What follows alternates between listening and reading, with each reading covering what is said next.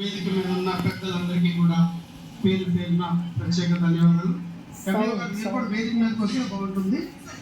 అదేవిధంగా వేదిక ముందున్న పెద్దలందరికీ ప్రత్యేక ధన్యవాదాలు. ఇక్కడున్న ఆడపిల్లలు కాదు పులులు,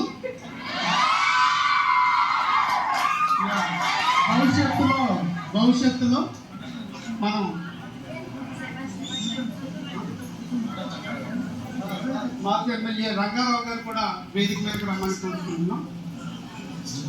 మాజీ మినిస్టర్ గారు కూడా. అయితే నిజానికి ఈ కార్యక్రమానికి రాలేని పరిస్థితి మనకి మా తెలుగుదేశం పార్టీకి సంబంధించి దేవరపల్లి మండల పార్టీ ప్రెసిడెంట్ గారు వాళ్ళ నాన్నగారు ఈ తెల్లవారుజామున చనిపోయారు. మిగతా కార్యక్రమాలన్నీ క్యాన్సిల్ చేసుకుని అక్కడికి వెళ్ళాల్సిన సందర్భంలో ఇక్కడ మేడం గారి మీద ఉన్న ఒక కృతజ్ఞతా భావం, వాళ్ళు చేసిన 37 ఏళ్ల ఒక సేవా కార్యక్రమం గురించి ఖచ్చితంగా అటెండ్ అవ్వాలని ప్రత్యేకించి ఈ కార్యక్రమానికి రావడం జరిగింది. ఈ కార్యక్రమంలో ఎవరైతే బంగారు తల్లి ఒక మంచి నృత్యాన్ని ప్రదర్శించింది. తల్లి ఎక్కడ? గ్రేట్ నాన్న, అసలు ఎంత ఇన్స్పైర్ చేసావంటే, అంటే అవకాశాలు కల్పిస్తే మనం ఎవ్వరికంటే తక్కువ కాదు. టాలెంట్ అనేది, ప్రతిభ అనేది ఎవరి సొత్తు కాదు. శ్రమిస్తే మనందరం కూడా సాధ్యమే అని ఒక మంచి నృత్యాన్ని ప్రదర్శించారు. ఖచ్చితంగా రేపు నాకు నిజానికి లోకేష్ అన్నతో అపాయింట్మెంట్ ఉంది. ఖచ్చితంగా తన గురించి చెప్తాను.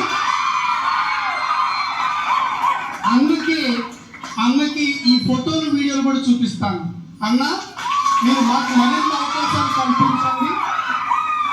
మేము ఇంకా ఎదగడానికి, మేము ఇంకా ఉన్నత స్థితికి వెళ్ళడానికి మెండైన టాలెంట్, ప్రతిభ మా దగ్గర ఉంది, మాకు మరిన్ని అవకాశాలు కల్పించండి అని అన్నకి ఖచ్చితంగా ఈ వీడియో చూపించి మరీ చెబుతాను. అంటే ఒక ఉదాహరణగా. అలాగే ప్రతి సంవత్సరం మనం ఒక మంచి కార్యక్రమాన్ని నియోజకవర్గంలో పెడుతున్నాం. సంక్రాంతి పురస్కరించుకొని ఒక మంచి కల్చరల్ యాక్టివిటీస్ మనం చేస్తున్నాం. అది చేయడంలో నాకు ఒక వెన్నుదండుగా ఉన్న ఒక వ్యక్తి గంటా మధు గారని ఇక్కడే ఉన్నారు. ఆయన ఈ సంవత్సరం రాబో సంబరాల్లో అంటే దాదాపు 25,000 మంది సమూహంగా ఉన్న ఒక అతిపెద్ద కార్యక్రమంలో తల్లి నీ ప్రోగ్రాం ఉంటుంది, నీ డాన్స్ ప్రోగ్రాం అందులో ఉంటుంది. అలాగే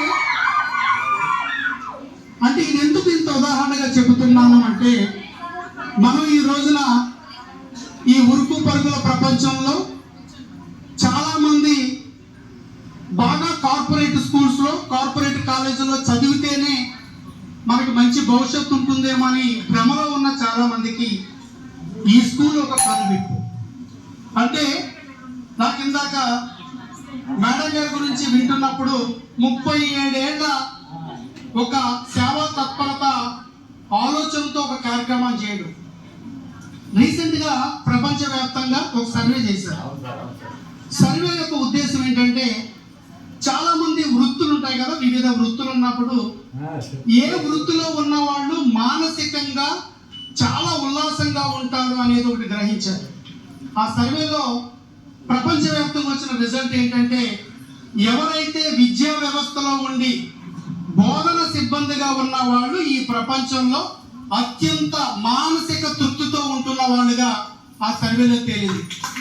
దీనికి కారణం ఏంటంటే, ఇప్పుడు మన మేడం రాణి గారికి ఇద్దరు అబ్బాయిలు కూడా చాలా వెల్ సెటిల్డ్.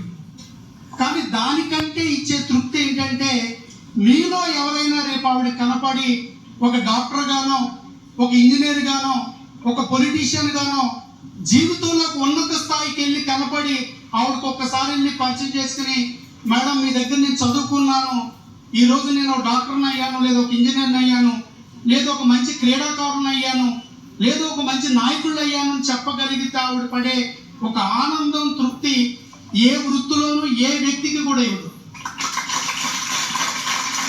కాబట్టి అలాంటి అలాంటి నేను కూడా చిన్నప్పుడు చాలా కళ్ళగానే ఉన్నాను. టీచర్ అవ్వాలనేది నా డ్రీమ్. ఒక టీచర్ అవ్వాలి అని. నేను ఈ పాలిటిక్స్లోకి వచ్చినప్పుడు కూడా చంద్రబాబు నాయుడు గారు నాకు ఆ పని అప్పచెప్పారు. కార్యకర్తలకి నాయకులకి ట్రైనింగ్ ఇమ్మని ఒక ట్రైనింగ్ సెంటర్స్కి నన్ను డైరెక్టర్గా చేసి చెప్పేవాడు. అలాగా నేను అంచెలంచెలుగా ఎదిగిన వ్యక్తి. ఆ విద్యా బోధనలో ఉండే ఒక మానసిక తృప్తి ఈ రోజున 37 ఏళ్ళ తర్వాత వారు రిటైర్మెంట్ తీసుకోవచ్చేమో కానీ బాధ్యతల నుంచి రిటైర్మెంట్ ఉండదని నేను బలంగా నమ్ముతాను. ఎందుకంటే ఒక్కసారి ఇందులోకి ఎడిక్ట్ అయిపోయిన తర్వాత వాళ్ళు ఇంకా వేరే ప్రపంచంలోకి రాలేరు, వేరే వ్యాపకంలోకి కూడా రాలేరు.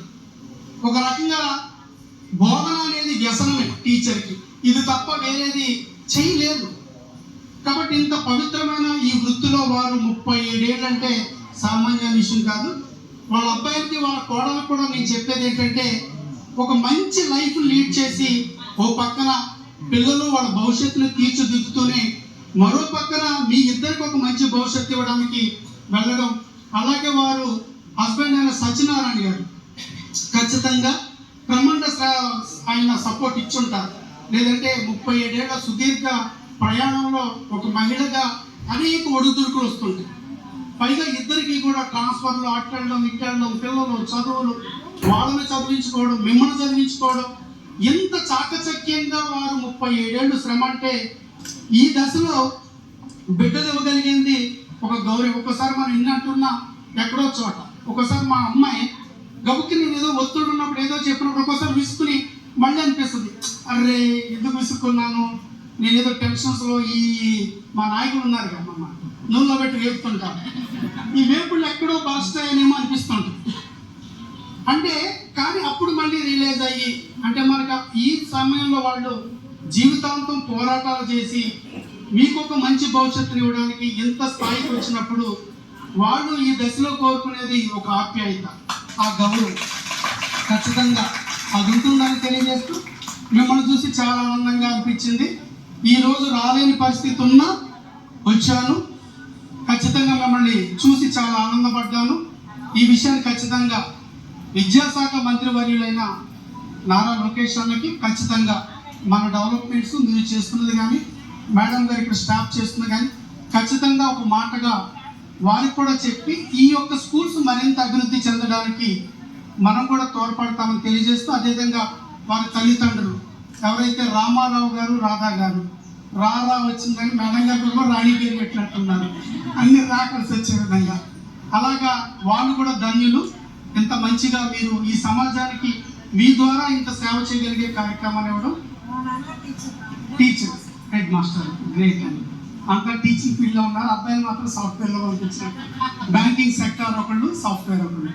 ఒక ఖచ్చితంగా ఇలాంటి మంచి సుదినం ఖచ్చితంగా భవిష్యత్తులో కూడా మీ సేవలు ఈ సమాజానికి పిల్లలకి అందిస్తారని కోరుకుంటూ నేను కూడా ఒకటి ఆలోచిస్తున్నాను మేడం, ఎవరైతే రిటైర్డ్ హెడ్ మాస్టర్స్, టీచర్స్ ఇలాంటి దృక్పథం ఉన్న వాళ్ళని ఒక వేదిక మీద తీసుకొచ్చి మీకుండే అపార అనుభవాన్ని మళ్ళీ ఈ బిడ్డలకి ఒక మంచి మార్గంలోకి వెళ్ళడానికి ఏ రకంగా చేయాలనే దాని మీద ఒక చేయడానికి మీరు కూడా బాధ్యత తీసుకుంటారని తెలియజేస్తూ చాలాసేపు ఉండాలని అనిపించినప్పటికీ కూడా కొన్ని ఉన్న కార్యక్రమాల దృష్ట్యా త్వరితగతిన అక్కడికి వెళ్ళాలి, దేవరపల్లి వెళ్ళాల్సి ఉంది. కాబట్టి మీ దగ్గర సవినయంగా సెలవు తీసుకుంటూ మరొకసారి ఇక్కడ ఉన్న బోధన సిబ్బందికి కానీ బోధనేతర సిబ్బందికి కానీ మీరు ఖచ్చితంగా ఈ బిడ్డల్ని మీ బిడ్డల్లా చూసుకోండి, వీళ్ళు మర్చిపోరు.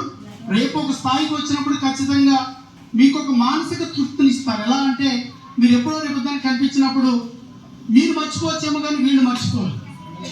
వీళ్ళు వచ్చి మిమ్మల్ని దగ్గరికి వచ్చి ఒక ఉన్నత స్థాయికి వచ్చి మేము ఇలా ఎదుగా మీ వాళ్ళని చెప్పినప్పుడు మీరు పడే ఒక మానసిక తృప్తి, ఆనందాన్ని ఎప్పుడు వాళ్ళు ఇస్తారని నమ్ముతూ ఈ యొక్క విద్యా సంస్థల యొక్క ఉన్నతికి కూడా నేను కూడా కొన్ని మాటలు ఇచ్చాను. ఇక్కడ దయాస్తే లేట్ అయింది కానీ ఖచ్చితంగా త్వరలోనే పూర్తి చేసి దీన్ని ఇనాగరేషన్కి త్వరలో వస్తానని తెలియజేస్తూ అందరికీ పేరు పేరున ధన్యవాదాలు.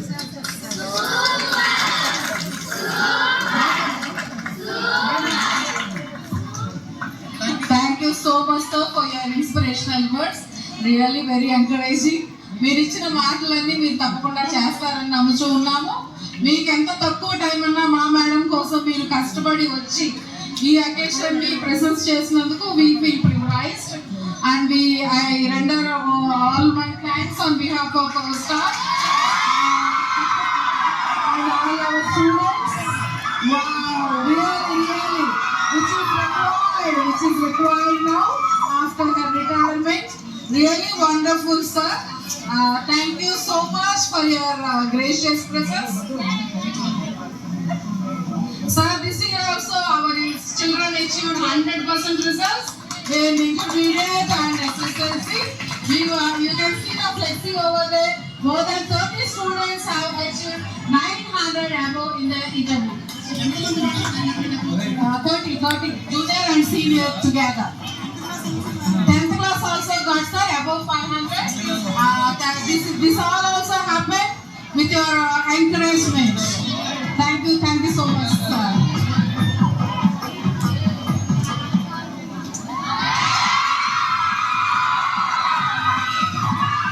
Really, thank you. I request our Vijayavati madam to read out the felicitation patram, Sannana